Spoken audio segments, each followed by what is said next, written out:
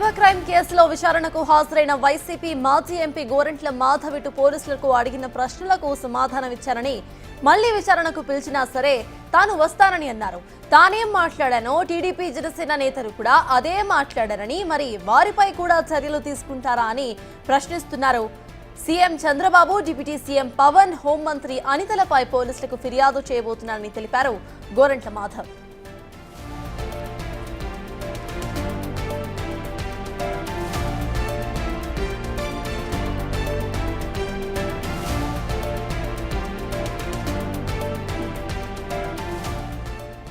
చట్టం అందరికీ సమానమే అని నేను నమ్ముతాను.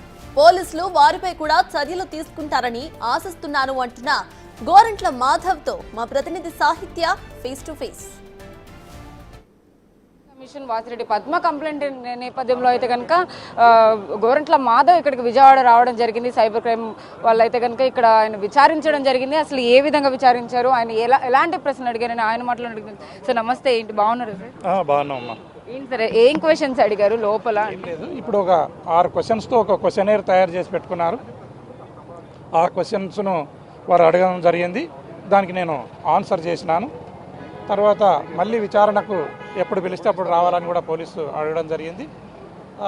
ఎవిడెన్స్ను ట్యాంపర్ చేయరాదు, తర్వాత సాక్షులను కూడా ఎక్కడ కూడా ఇబ్బంది పెట్టకూడదు, మీరు పూర్తి స్థాయిలో ఇన్వెస్టిగేషన్కి కోఆపరేట్ చేయాలని చెప్పడం జరిగింది. నేను కోఆపరేట్ చేస్తాను చెప్పడం. నెక్స్ట్ మళ్ళీ ఎప్పుడు రమ్మని చెప్పారు విచారణకి? నాకు ఇంకా ఇప్పుడు నాకేం డేట్ చెప్పలేదు. ఎప్పుడు పిలిచినా నేను రావడానికి సిద్ధంగా. బాధితురాల పేరు బయటపెట్టిన నేపథ్యంలో అయితే వాసిరెడ్డి పద్మ ఇప్పుడు చంద్రబాబు నాయుడు మీరందరూ కూడా చూడండి, నెట్లో పోయి చూడండి.